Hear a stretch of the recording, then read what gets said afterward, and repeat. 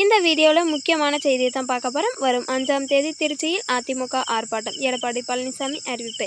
சட்டமன்ற எதிர்க்கட்சித் தலைவரும் அதிமுக பொதுச் செயலாளருமான எடப்பாடி பழனிசாமி விடுத்துள்ள அறிவிப்பில், திமுக அரசு ஆட்சி பொறுப்பேற்றவுடன் அதிமுக அரசின் ஆட்சி காலத்தில் கட்டப்பட்ட நேம்பியர் பாலம் அருகில் கொள்ளிடம் ஆற்றின் குறுக்கே சுமார் 6.55 கோடி ரூபாய் மதிப்பீட்டில் அமைக்கப்பட்ட தடுப்பு சுவர் கட்டி முடிக்கப்பட்ட ஒரு சில மாத காலத்திற்குள் ஆற்று நீரில் அடித்து செல்லப்பட்டது.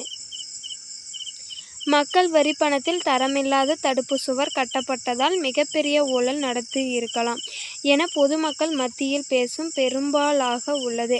ஆகவே இந்த தடுப்பு சுவர் கட்டப்பட்டதில் நடைபெற்ற ஊழல் குறித்து முழு விசாரணை நடத்தி சம்பந்தப்பட்டவர்கள் மீது சட்டப்படி நடவடிக்கை எடுக்க திமுக அரசை வலியுறுத்தியும், ஸ்ரீரங்கம், மண்ணச்சந்தர்நல்லூர், லால்குடி ஆகிய சட்டமன்ற தொகுதிகளைச் சேர்ந்த விவசாயிகளும் பொதுமக்களும் பயனடைகின்ற வகையில் கொள்ளிடம் ஆற்றின் குறுக்கே தரமான தடுப்பணை ஒன்றினை கட்டித்தர திமுக அரசை வலியுறுத்தியும், அதிமுக திருச்சி புறநகர், வடக்கு திருச்சி புறநகர், தெற்கு ஆகிய மாவட்ட கழகங்களின் சார்பில் வருகிற 5ஆம் தேதி வியாழக்கிழமை காலை 10:35 மணியளவில் கொள்ளிடம் பாலம் அருகில் எண் 1 லோல்கேட் என்ற இடத்தில் மாபெரும் கண்டன ஆர்ப்பாட்டம் நடைபெறும் என்று அந்த அறிவிப்பில் தெரிவிக்கப்பட்டுள்ளது.